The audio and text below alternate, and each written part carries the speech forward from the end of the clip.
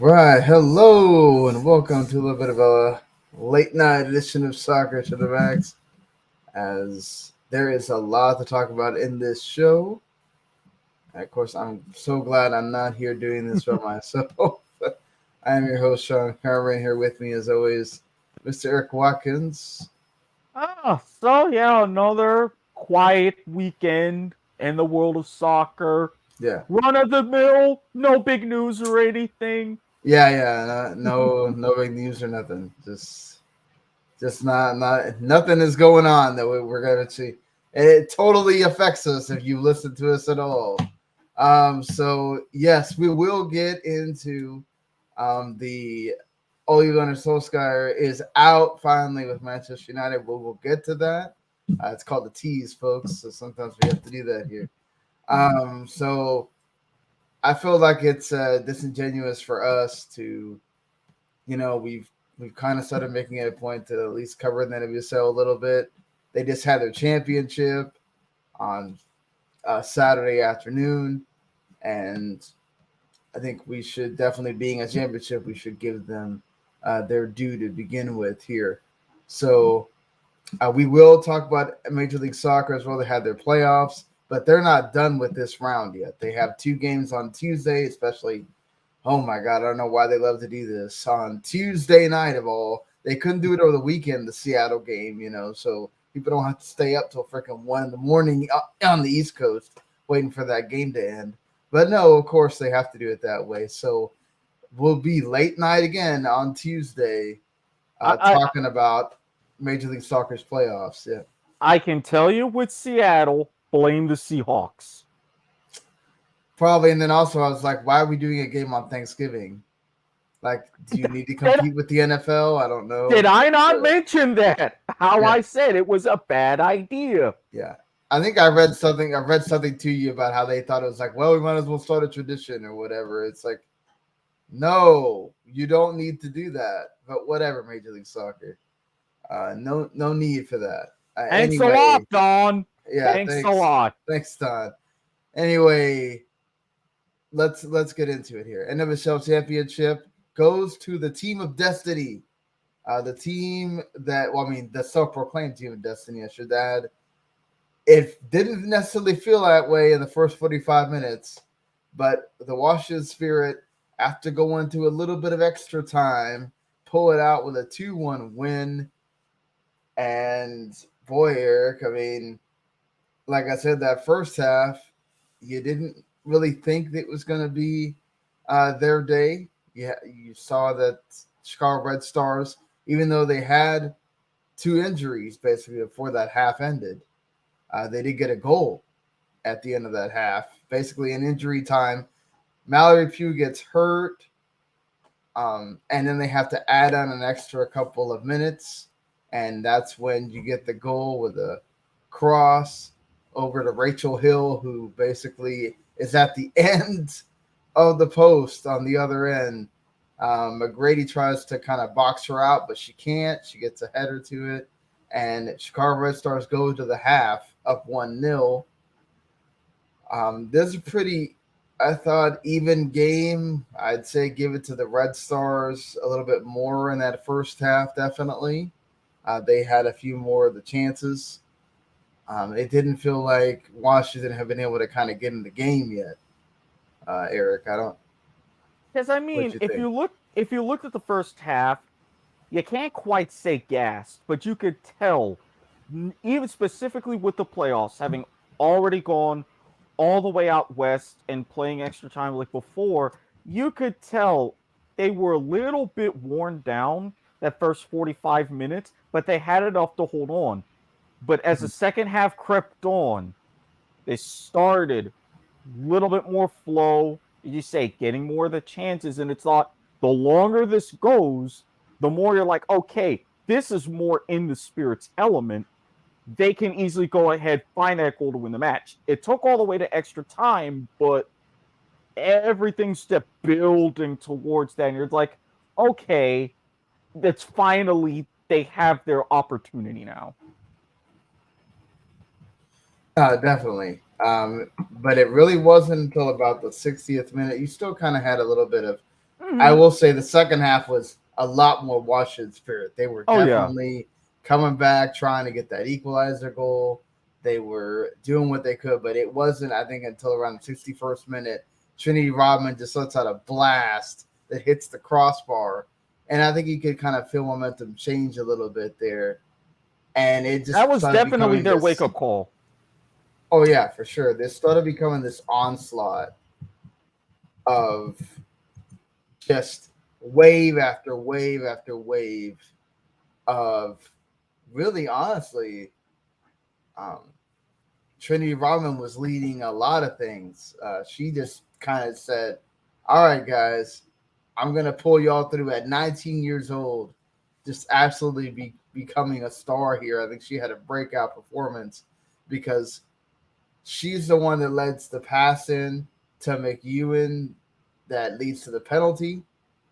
Andy Sullivan steps up, and unfortunately for the Red Stars keeper, it was a little bit, literally a few seconds too late. It goes right through her hands as she's going down, and that was enough to put Washington level.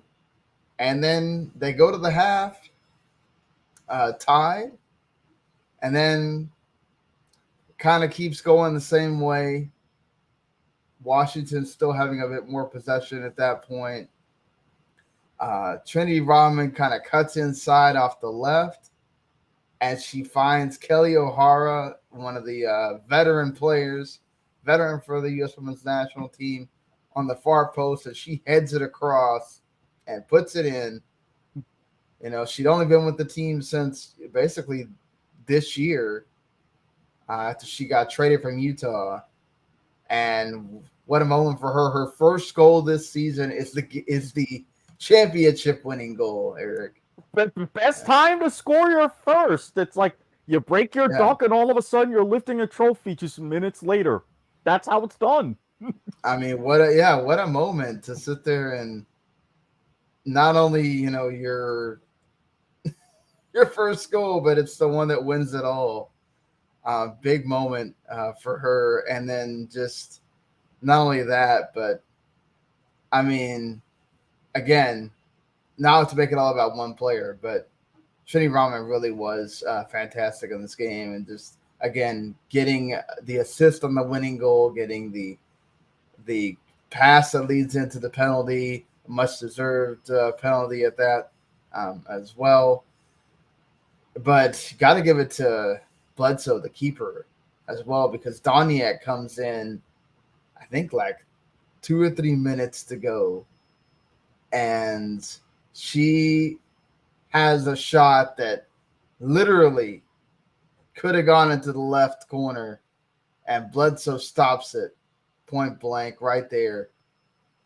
So, you know, defensive duties there for the keeper. Yeah, not just defensive duties. It was great positioning on that one. At that point, it really saved the match. Yeah. Where I think, you know, perhaps the Chicago Red Stars keeper kind of let him down a little bit on the penalty. Bledsoe was right there and totally deserved that big moment. I think she got the MVP, if I'm not mistaken, as well. So NWSL, with all the stuff they've gone through this season, with everything that Washington went through this season, ending the year on I think like an 11-game unbeaten streak, or at least 7 games. That's a fortuitous thing for that team, and just what an awesome story for them to get it and get that victory, get the championship. You know. Oh yeah, I mean kudos to them, and if you really think about it, not only is this a storybook ending to this season, but now imagine what you're going through and carrying into 2022. We went through all of that, came out champions. Now, hey, we've got this more level of stability. We've clearly got a whole bunch of talent. They can easily reload and run it back. Yeah. Oh, for sure. That's going to be an interesting time, as now, you know, they're going to end the season. You got 2 expansion drafts because you got 2 teams coming in next year, and hopefully you've got a less crap that you got to deal with. As far as what the whole league had to go through this season with all the stuff with Paul Riley and then Richie Burke as well that affected the Washington Spirit directly. They're still dealing with the ownership issue of wanting Baldwin out. So we'll see if that fixes itself in time of the offseason. We'll obviously be covering that as things go on here. But just we needed to give NWSL their due here. Their season may have ended, but they got a lot going on. And again, things look bright, at least on the playing field. And that's what matters, really. Absolutely. Absolutely. That's where, yes, even with all the drama, in the end, comes down to the players, the product on the pitch, and this was wound up being a very great game to end the season. Yeah, Erik, I mean, anything that you want to talk about from the game or anything else before we move along here? I don't feel as bad losing my specific wager that I had mentioned before. I mean, with the way the Washington they conducted themselves, and again, you went from having your first generation to big star with Mallory Pugh. Now you have Robin out there. The team's going to be still in those great, capable hands with someone who's so young. Yeah, definitely. Sorry, I had to go turn off my fan just to make sure it wasn't making too much noise there. But yeah, let's get on to, I'm sure. Now, here's the thing. By the time we're talking about it, you literally probably could have heard every other freaking pundit, especially in the European realm, discuss this already. But obviously, we always talk about our Manchester United moment. I've tried to do it at the end just to kind of give other things their due most of the time, but this is such a big story. We got to talk about it, and obviously because it affects our team, Erik, and also just because it's something that we consistently been talking about. Every time we have to talk about a game that involves Manchester United, we have to talk about the manager and now former manager, Ole Gunnar Solskjaer, as he is out at Manchester United. Finally, the board pulls the trigger after a 4-1 drubbing at Watford. Let me ask you a little something. Do you remember where you were or thereabouts September of 1989? Well, I was like 2 years old. So. Yeah, I was about 3 myself. The reason why I bring up that month, that was the last time a Manchester United team had that sort of a loss to a newly promoted side. Think about it like this. The Premier League didn't even exist yet. That's right. It was the English First Division. Mm-hmm. Finally, they're like, we're not going to get the top 4 with this guy. He's done. He apologized to the traveling fans. Goodbye, good night, sweet Ole. Sweet indeed, Erik. I think that kind of sums up everything. Maybe too sweet is honestly how this made me feel by the end. Let's talk about, I don't know if there's too much to talk about with the match itself, but let's talk about the match itself here for a brief time. The first half was awful. I mean, it's more of the same of what they've been doing, but it's crazy when, David De Gea gets interviewed after the game and he tells you all these things that you're seeing right off the bat, right? Of they look listless. Yep. They don't know where they're going. Nobody seems to have an idea of, let's play through here. Let's play through this person. There is no pressing at all. No one is coming up from the back to make sure that when they lose possession, they're not just getting absolutely caved in on the back end. No, just nothing. And then the worst part is you have that double penalty save by David De Gea. You would think that would galvanize the team. They would start, let's go. We can beat Watford. Like, they couldn't even freaking get a penalty in twice. No. And then, nothing. And then not only that, they get scored on twice. And once by the same guy that couldn't hit it in a penalty, but you sure give him the space to strike it. Exactly. It was a terrible lack of discipline, not just with the disjointedness. Terrible, like everybody was saying. We don't know how to start games. Not prepared for the first half. You know whose job that is. Plus, this got to such a point. Encroachment on a penalty. Yes, Watford encroached too, but come on. At that point, the player's taking his run up and everything. You know better.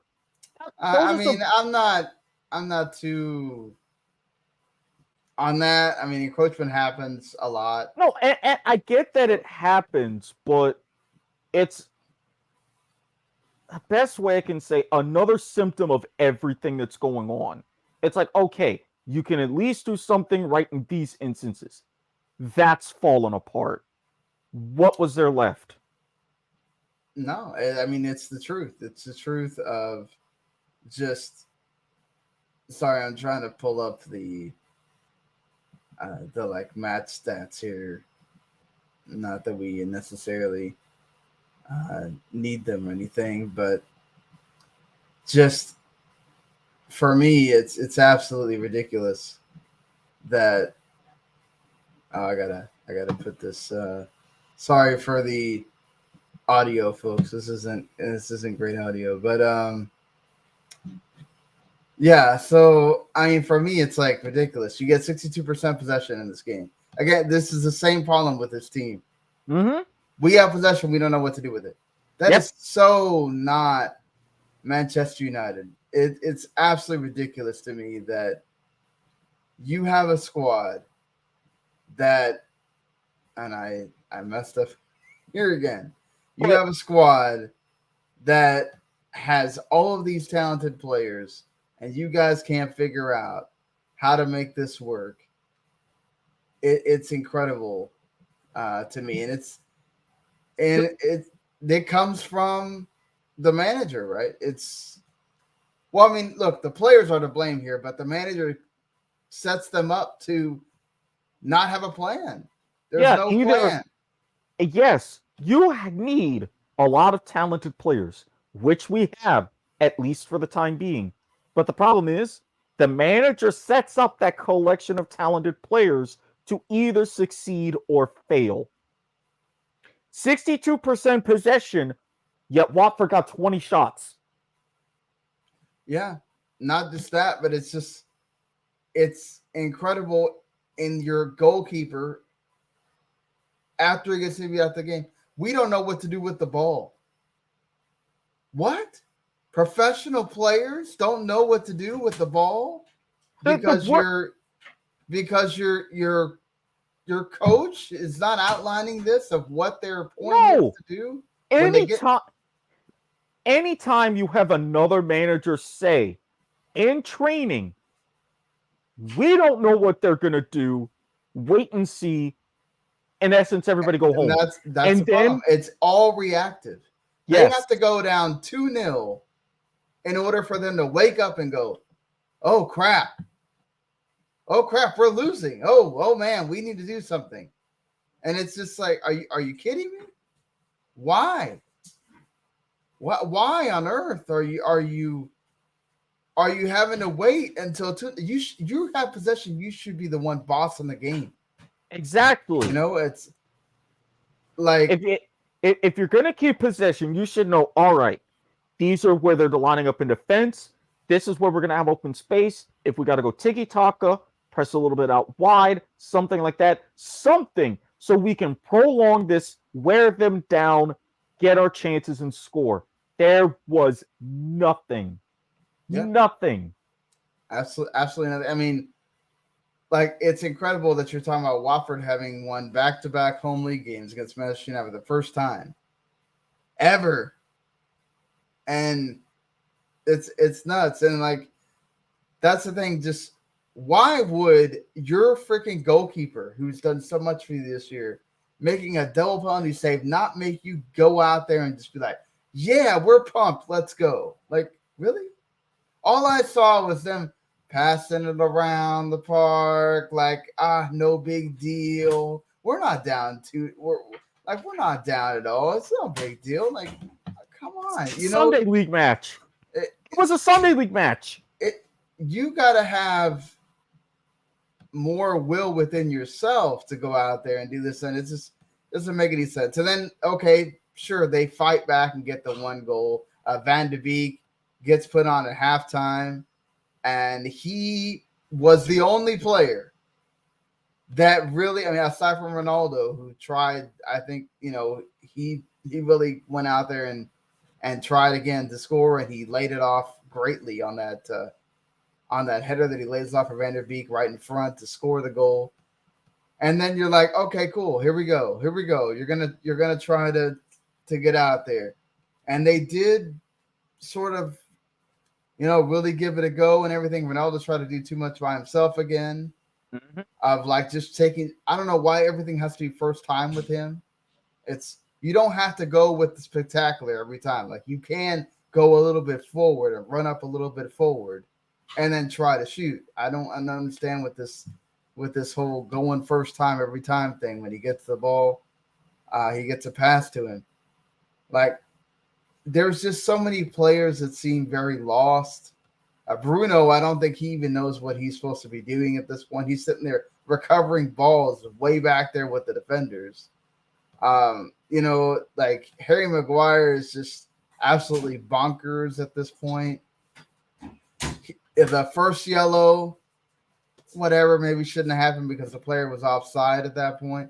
Right. But the second yellow that he gets is absolutely ridiculous. Stupid. Like, 69th minute, you lose the ball. You're Harry freaking Maguire. Like, you're not just anyone here. You're supposed to be, England's part of England's premier back pairing, and you have to go take that guy down the way you did, and you're on a yellow. It's almost like as if he did it on purpose. And to me, this is the ultimate thing with Solskjaer. It's not the reason why. It's just an ultimate telling of who he is and why it doesn't work and why this doesn't make sense for me. Oh, he's going out. High five. You got a red card. High five. Like, are you kidding me? I'd be sitting there yelling at him as he's going out like, dude, you just cost us a chance to come back in this game. Like, what is wrong with you? It's a bonehead move. Yeah, it's something he wasn't thinking at the moment, but it's like, it just, to me, it just says For more everything reason, about. I'd be screaming at him, but I'm not him. Yeah, but that's the problem with him. It's too nice. It's too forgiving. It's like he has those stares that he gives, but then when it's actually time to confront the player, he's just like, nothing. All right. And even all right, then, son, whatever, and all it's kinds of reports, not sticking to certain things in training, not even confronting players for following the team rules in training and such. So it's like, no, I mean, to be fair, they actually played better when they had 10 men. It seemed like Watford kind of laid off a little bit, thinking that, okay, well, we have the extra man, so we don't have to worry about stuff. We'll just kind of let them come to us and soak up pressure. And it almost kind of backfired on them.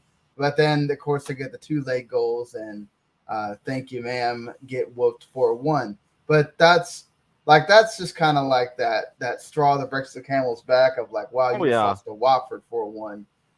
That's the reason just hours later, they're having that meeting, and finally at 5:30 in the morning, Joe Frazier finally, or not Glazer, sorry, Joe Glazer makes the final decision of sacking Ole. To me, it's just it was okay, about time. But Yes. it's just I don't understand all this fanfare for him leaving. Right? Of like, why are you having an interview with Man United TV? And then all he talks about is, well, I mean, oh, I hope I left the team in a better state. And No, you didn't. well, I would say he did after the Mourinho.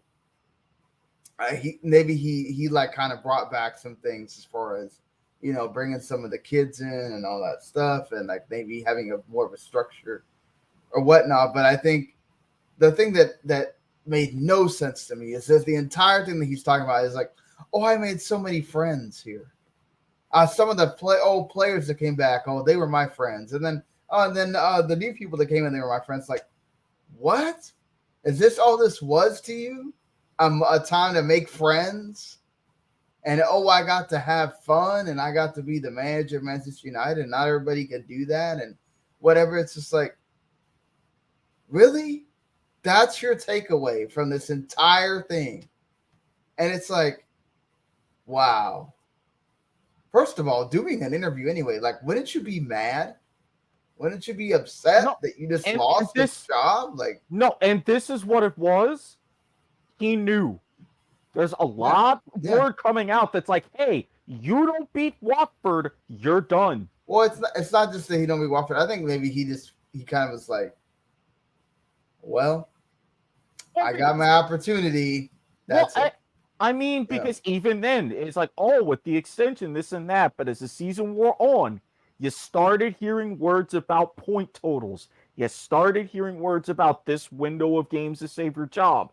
Yeah. And you would have thought at the end the three games, right? The 3 games that they did the basic win, lose, draw, right? And then, okay, they let the Man City thing happen. Probably should have happened really after Man City, and when you get to the break, right? Yep. When Aston Villa and Norwich are bringing in their managers, Manchester United should have taken that time and secured someone, and already had him in. And then you tell Michael Carrick, dude, okay, you're a caretaker for this amount of time. We're shoring up whoever it is that's going to come in, and nothing, right? And then you let Ole come out of the international break, go to Watford, and do that. And now you're forced to fire him. You don't have they don't have a plan. Nope. No, this is so dumb. This is Manchester United. Come on. Like, I'm not even saying this as a supporter of this team. I'm saying this as Manchester United are a huge football club. How in the hell do you not have a plan? How in the hell do you not have people that you're going after? Look at who's owning this club. This is exactly why those fans stormed Old Trafford in so much of a level of dissatisfaction. Moments like this, times like this. This isn't the Tampa Bay Buccaneers. This is a Manchester United football club. But you know what? The Tampa Bay Buccaneers won the freaking Super Bowl. So you can't say.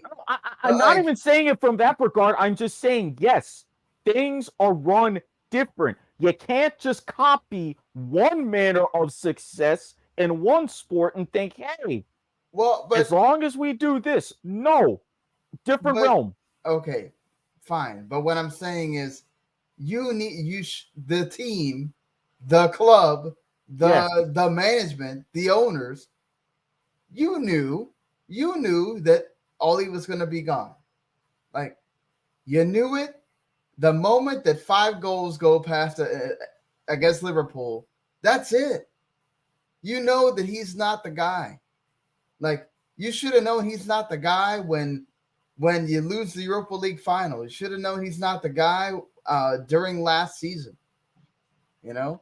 Like, I mean, so what's the point of continuing to have him there, and then just I don't understand. Like, you don't have a plan of, okay, well now you want to go after all these different coaches, right? Well, all these coaches are with other teams at the moment, and so what in the world are you like going? You're okay. We're gonna go after Sedan. Sedan doesn't know English, so you have to have Sedan talk to people through a translator. Is that really the best option you have? When I mean, not saying Sedan isn't, he's won 3 Champions Leagues. He's won leagues of Real Madrid. His CV is long. That's the problem with Solskjaer, right? He didn't have any kind of a CV. He was an interim manager instead of Shetty as an interim manager. You gave him the job because he was legend of the club. Whatever, it worked for a little bit. It did, but it went too long. And so now you're scrambling, right? Now they want Pochettino, right? Well, that might happen, but you have to hope the PSG doesn't win the Champions League. Yeah, because I mean, the PSG, as the minute they're out of the Champions League, all right, you may have that as a possibility. And all the back and forth was Zidane. He's waiting for the French job. Well, Deschamps, what did France do? They just won the Nations League. They just stormed through and they qualified for the World Cup again. So that's not going to be available. So you're thinking, okay, maybe the end of the season, something. But it's like, there's a lot still left on the table, basically. Yeah, I mean, the idea is great. Let's go after, Erik.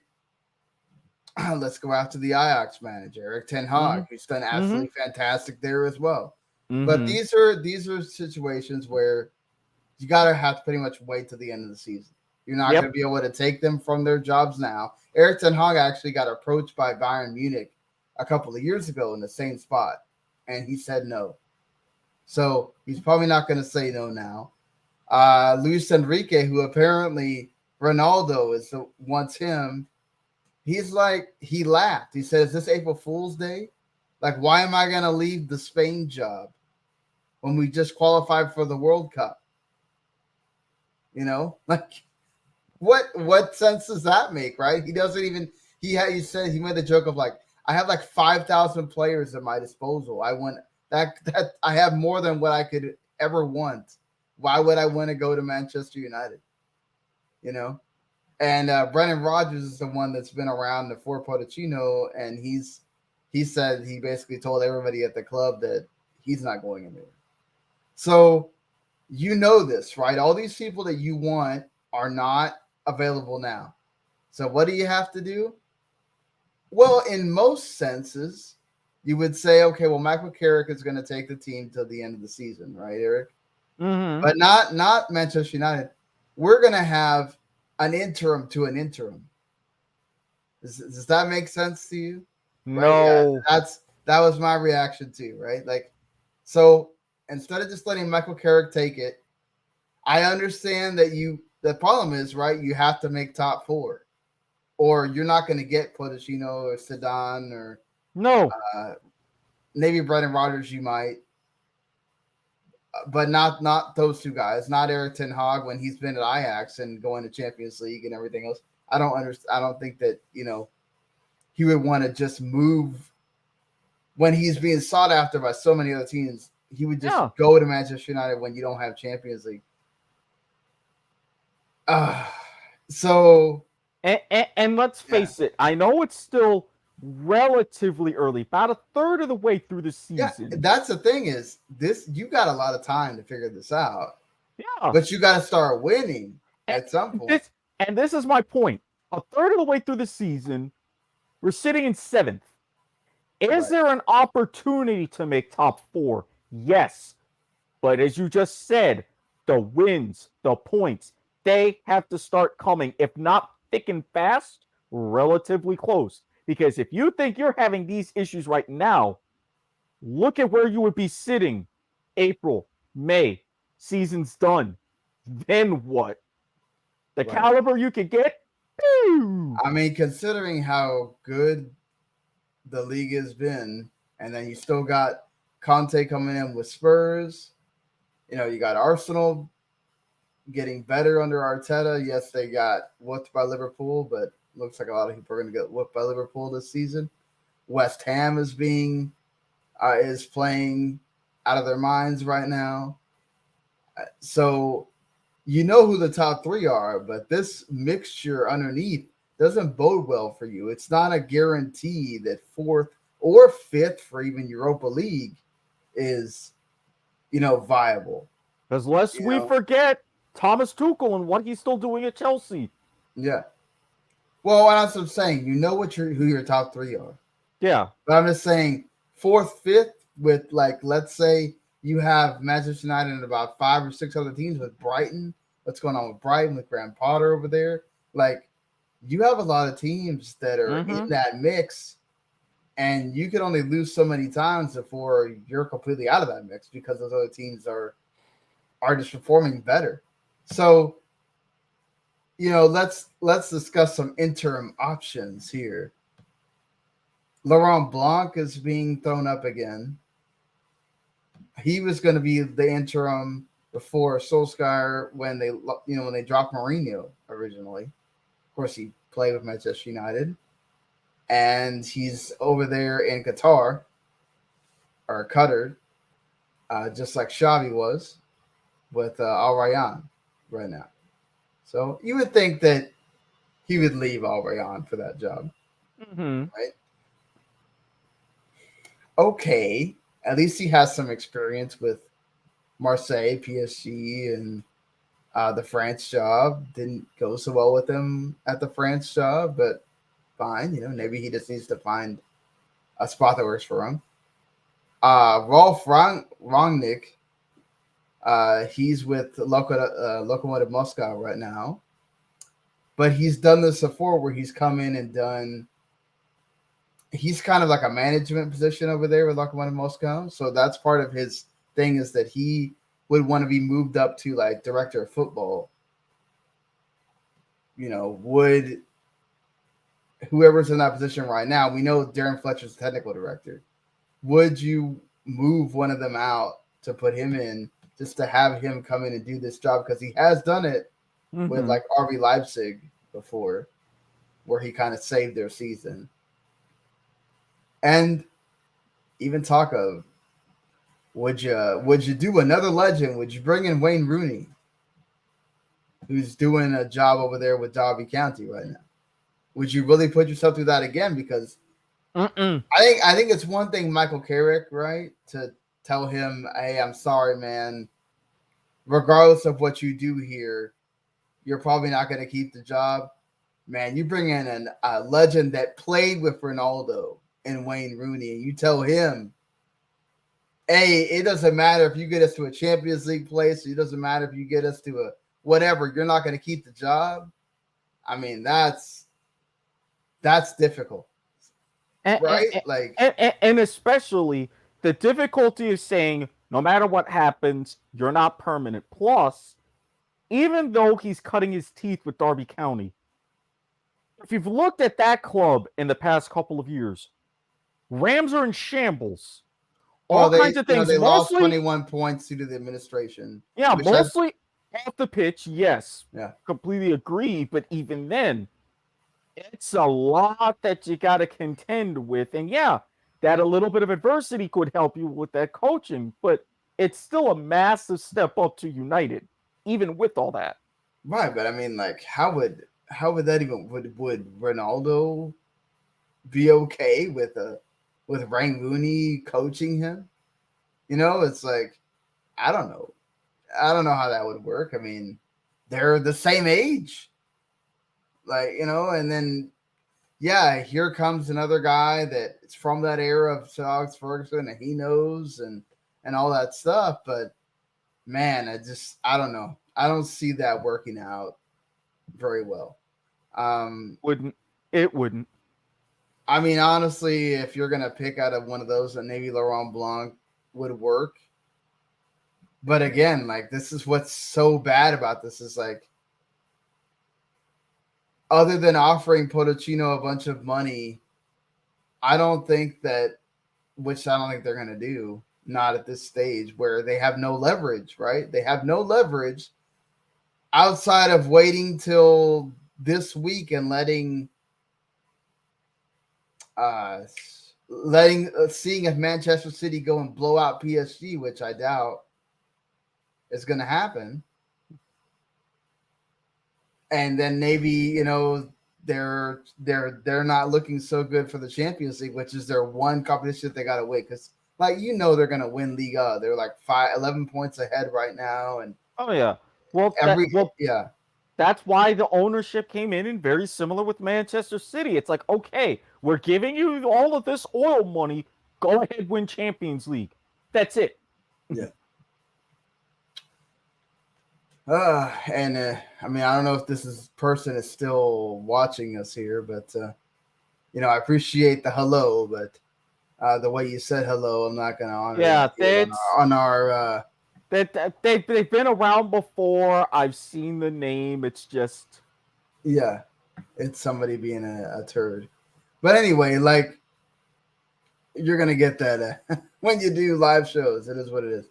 But still, look, there's a lot of prospects, but the whole thing is whether it's Michael Carrick, whether it's Blanc, whether it's somebody else, gotta get this team and pull them by the bootstraps and be like, listen, can't keep doing this. We're gonna have a plan. We're gonna have some kind of system of play, a pattern of play. That's the problem. We talk about Greg Berhalter and all this stuff with Eastman's thing, but at least he has some kind of pattern of play. course. Right? Of course. Like at least he has an idea of what he wants them to do, and he can actually logically tell you when they make a mistake, when he gets something wrong. The Jamaica game was the first time that he didn't get the tactics right at halftime. Like with Solskjaer, it was never. It was his interview that he has at the end of this game, not the end of the game, at the end of the game, and then later with Manchester United TV. He has he doesn't really have an answer for any of why this happens or why that happens, or he gives you the most basic answer. And that's not who you need at Manchester United as your coach, as your manager. Like, look at the top three who they have, and then look at you. And I think that tells you a lot of where you are. Exactly. It's frustrating and it's sad, and it's just, well, this will obviously be a fluid story. We'll see what happens. As somebody that liked Michael Carrick as a player, I would love to see him be able to, make a run with it. But I can kind of understand also why it happened now, because Ole's got a lot of luck in the Champions League, and watch him go pull a rabbit out of the hat and get a win there. And then it's like, well, how would you sack him after that? And then you go to Chelsea and it's like, well, he's probably not going to win there. He's going to get shellacked again. But then be like, well, we didn't expect to win at Chelsea, right? So we go through that whole circle again. Yep. So it's actually really good that this happened, because it would have been that whole circle again. It's no longer doing just enough to keep your job another couple of weeks. Now you got to do something. So, yeah, obviously I'm sorry, people that don't really want us to be talking about this every week, or this is not your favorite segment that we do. But unfortunately, this was happening. I think anybody that knows anything about this situation knew that this was going to happen one time or another.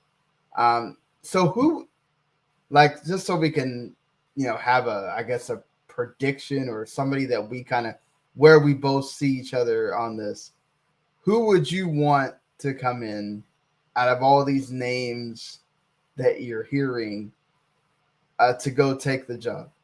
I personally made no bones about it. I know with the language barrier and everything, I'm heavily rooting for Zidane. The experience in the Champions League, the experience with Ronaldo, even though maybe you get one season tops, but someone who has been a talented player, has handled talented players, a lot of different egos and tough positions. It's like, if this is really where you want to be and having at the top, he's dealt with these top teams of pressure and expectations. Right. I mean, the only thing I don't like hearing is that apparently Saddam was not the most tactical mind when it comes to kind of like a Jurgen Klinsmann situation where somebody else was handling the tactics and he was handling the other stuff. Right. I think in England, the language barrier is a big deal. Obviously, he has coached Ronaldo. He's coached Varane, same countryman with Pogba. So you have a little bit of understanding there. And again, I don't have anything against Zidane at all. Just I don't know. For me, I think personally, out of anybody, I think Pochettino knows the league. I think he's always been kind of intrigued with United. I think he likes projects. He liked Spurs until they kicked him out.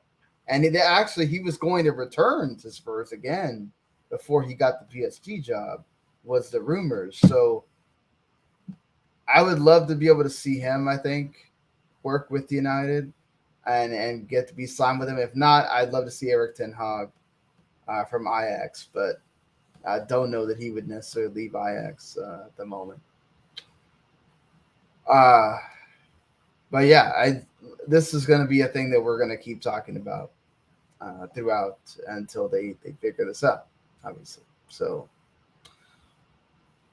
and we'll talk about it again on Tuesday because they have their Champions League match on Tuesday when we're going to be talking about the other Major League Soccer stuff. So we'll get to see how the team plays with Michael Carrick's first game in charge. But moving on from that here, we do have some other things to talk about before we get out of the show here. And these are more international. Well, actually, one of them involves the Premier League, but it's more about the Premier League in the United States as far as what we're going to be watching it on. And for the next 6 years, it's going to stay the same. NBC is going to have the Premier League rights again. They paid $2.7 billion with a B to keep them here, and I think it's also, to be fair on the Premier League here, they've decided that they wanted to go with NBC, somebody that they knew, somebody that they know takes great care in really promoting the league. And that's a testament to the EPL, like actually caring about those fan fests that they do and everything else to bring the league some more notoriety.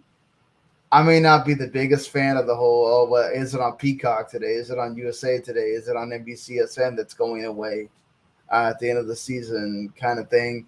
I hope they don't bring back the sports gold thing because I don't like the whole having to pay and putting them out for that. I mean, that's got to be within the realm, and not even at the end of the season. I don't think so. End of the calendar year. Come January, NBCSN is gone, so those matches will most likely defer to USA Network. Yeah, definitely more to USA, but I think that hurts Peacock if you're going to go put it behind a paywall. So definitely probably see more stuff with Peacock at that point. They already have that live channel on that front there too. And I'm happy that it stayed there. They did turn down a joint bid between CBS and ESPN to have the league, which that would have been interesting to have the league on both those streaming services, and how ESPN that already covers the league a lot on ESPN FC and everything, how they would have been able to treat that. But I think it also would have really kind of hurt the investment that they put in La Liga, because now you're deferring to the biggest league in the world, and now La Liga is going to seem kind of secondary. Whereas like right now, La Liga kind of leads off all their coverage, and they really have to kind of pay attention to that because they invested in it. So they're having to, do what they can to make people watch that. And like as cool as it would be to be on something that you pay your $10 or your $7, whatever, and those games are there on Paramount Plus or on ESPN Plus. At least NBC knows how to do this. They have a great team around them as far as their presenters and everything else. I like the way that they do the matches. I would have hated to see ESPN once again have to use the same 5 or 6 dudes to kind of cover the matches. I love the fact that you get the world feed and you get to hear some of these different voices. Oh yeah. So it's good to see that NBC's keeping it. Yeah, So, and I was really intrigued when I found out some of the other bidders. Not even so much CBS and ESPN, because in covering with other leagues and other sports, I know what they're getting, but Fox are making their foray. yeah, Fox. Warner with HBO Max. I'm thinking, okay, That would have been something else, right? To like see all these games on HBO Max now. Like, yeah, because I mean, and I'm partially biased because I have HBO Max, as right. part of my subscription, but it's like HBO outside of boxing hasn't really done sports since the 70s. So it's like, okay, if they're dipping their toe back into this now, how is it going to be done? What's going to be the game plan? It would have been fun to watch. No, for sure. I don't know that it would have been fun to watch because then they could have also decided to use that to up the price to $20 a month, and that's expensive, Eric. I mean, Well, yeah, I get it would have been expensive if you have it without, but now again, for someone like if you already have a subscription to HBO through your cable provider, they bundle in HBO Max. But right. again, it's a cable But provider, so many so you're people don't paying a have lot more. the Right. whole And for reason why people you're cutting a getting HBO cord, Max is because you don't want the cable provider. I mean, right, you're and you're one of the cutting the cords of last.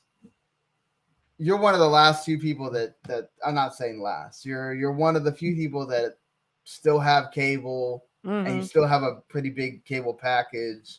I don't even have that. Like I have the most limited cable that you can have, and then I have the Latino channels for my family that likes that stuff. But and I mean, it helps me because when we need to watch certain games, they're on Universal or on 2DNA or whatever. So like that's fine, but it's just I don't know that it would have been great for soccer fans, for football it would fans have been to much have it. tougher. Yeah. Much tougher. I mean, if you want to expand the league's growth, I don't think that HBO Max and Warner Media would have been the way to go. It's and I think that also helped NBC a lot that they still use a large channel presence, as in being on TV, Oh because yeah. CBS has kicked almost everything to Paramount Plus. ESPN does the same thing. You'll get the one La Liga game, the one Bundesliga game on TV or whatever, but everything else is on the streaming channel because of the NFL and college football and everything else. And it's like, if I'm the EPL, like, why do I want to go somewhere where I'm going to be second fiddle every time? Exactly. Yeah, this will get ESPN Plus a lot of subscriptions, Paramount Plus a lot of subscriptions, but you're not going to be the end all be all there. You're going to be kind of the whatever. NBC has Sunday Night Football, and that's a great, plug and everything else. But then they don't have anything else really. Golf and NASCAR. What? So like, yeah, I mean that's great for them that Premier League will now be their major sport now that they lost hockey. So that I think that's even better for the Premier League to know when you see NBC from the Premier League, and then especially with Telemundo, right? They have the Spanish rights to the World Cup, so Premier League World Cup. I mean that's great on the Spanish end too. Oh yeah, a very well done deal. I'm not knocking it whatsoever. I thought it was in the end. I was like, okay, this is great. I don't have anything else. And then come Championship Sunday this year, yeah, you'll probably have that one out of the dozen or so on Peacock instead of NBCSN, whatever. But hey, I'll know which channel still to turn to for whatever happens. Exactly, it's always there. So moving on from that great bit of news to some interesting news. Here Major League Soccer changed their playoff format to be like a one game knockout round kind of thing. And now FIFA has done the same with their intercontinental playoffs, because of COVID and all these not wanting to travel to all these different countries, right? Depending on different protocols. Even here in the United States, we're starting to see some of the it's starting to go up a little bit again Yeah, because of the fall season, and it's going up. You're hearing all around Europe what's going on in Austria with their lockdowns and all different things going on. So yeah, the less you could travel, the more it's better for FIFA to get all this stuff done without as many issues. So they have decided to just go to neutral locations to have the Intercontinental playoffs.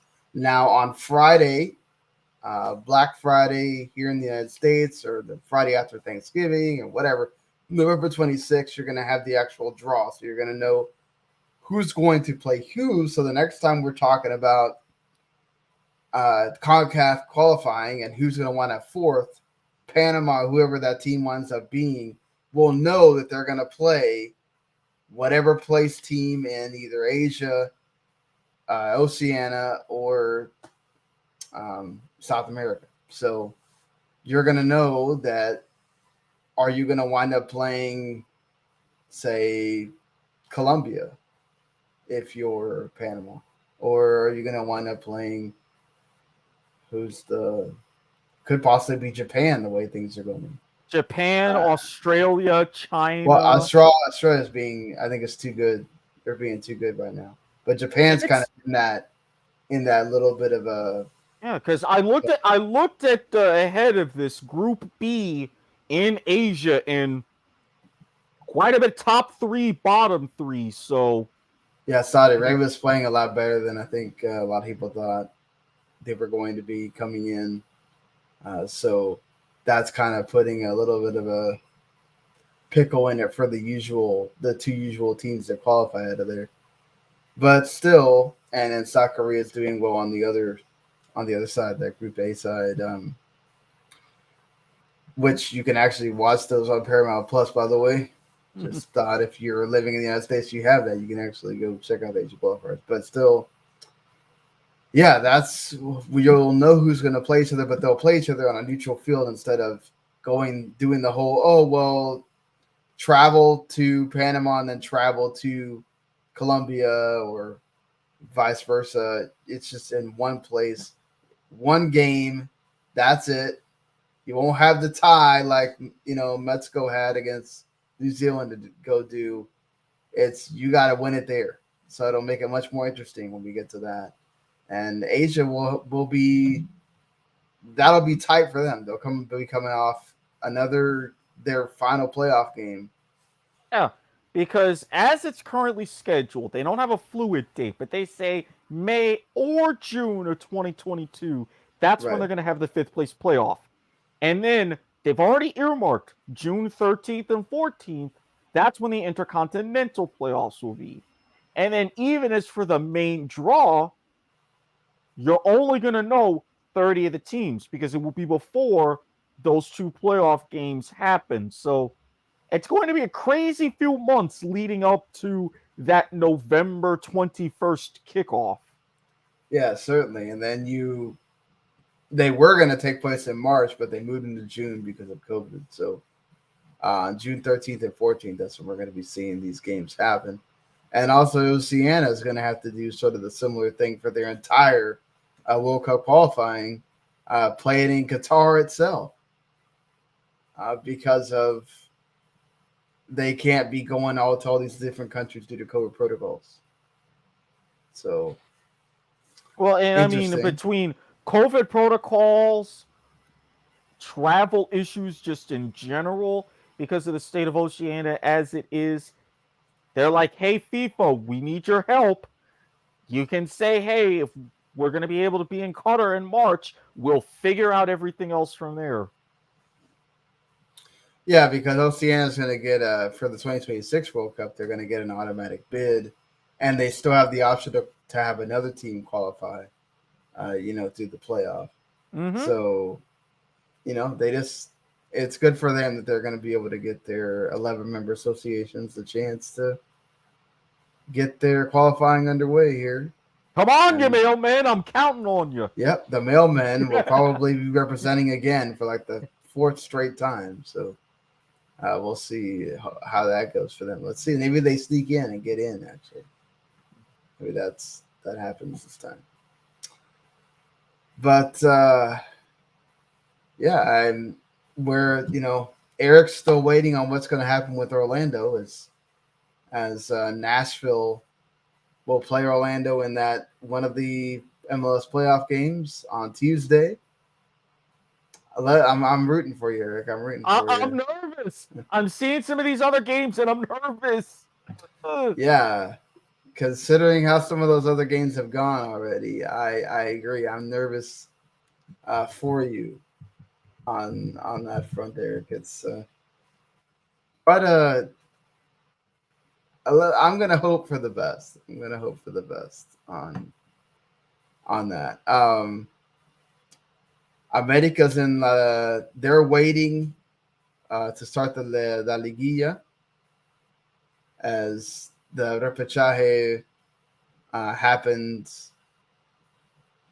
This they happen on this weekend as well, if I'm not mistaken. I actually saw what ended up being a crazy ending to the Puebla Chivas match, which Yeah. Puebla scraped by in penalties after having to come back, which, Oh wow. yeah, that was nuts. It was nuts. Yeah. Well, Chivas thought they were gonna get through to the playoffs. Uh, And they had it 2-1, and then all of a sudden, just a total mess at the back. Puebla got that equalizer, and it was too late. And then was uh 10, as no, 11 out of 12 total shots made in penalties. God, Santos beat Atletico San Luis as well for the repechaje. So two of the big teams going through on that end, Santos and so and as far as talk about crazy endings, Milan lost their first game of the season in Serie A 4-3 after being down 3-0. And they came back and lost. But I mean, credit to them for pulling that off. Just crazy stuff here. Dortmund were able to win. So keeping pace with Bayern Munich. They're only down 1 point to Bayern Munich right now. So I'm happy with that. Valencia got a 0-0 that we talked about briefly. So teams are going okay. Not necessarily the best, but they're doing okay. Should note that the other two Liguilla repechaje matches were Pumas beat Toluca 2-1, and then Monterrey, who's done ridiculous. And if they didn't make it through the repechaje, what an absolute travesty that would have been, because they have the best roster in all of Liga MX, and they have, like the highest paid salaries and everything, but they were able to beat Cruz Azul and do their thing. 2 penalties from Funes Mori, by the way. So yeah, Monterrey goes on, and we'll see if they can complete the double. Perhaps winning the Champions League, and then maybe winning the league here. But all right, that's gonna be it. Like I said, we'll be back on Tuesday night, really late, because Seattle has to play freaking Real Salt Lake at 10:30 at night because of Pacific time zone and all that. We'll talk about all the Major League Soccer playoffs. We'll talk about the Manchester United, whether they win, lose, or draw against Villarreal. Michael Carrick's first game will be an interesting one there. And then we'll talk about whatever else has been going on since then. So we'll be back in a couple of days here. Until then, everybody, thank you for listening and joining us here. If you like what you heard, you can always, or watched, you can hit that subscribe button, ring the bell, so when you get, when we do, have another show, it's there. Of course, you subscribe to the whole WSL network. you get everything we do. So you'll get the soccer show here. You'll get my video game show that I do with Mark. You'll get Eric's the kickoff and Life is Like a Game show and the League to the Max show. And I don't know what other show Eric does. I mean, and then of course all the Mark Radler stuff with entertainment. Still in development, so stay tuned. Yeah, still in development. The other things. So yeah, and if we're available on wherever there are podcasts, pretty much just look up WTM Network or just look up Soccer the Max. You'll find us. Until then, we will see you later, everybody. Peace.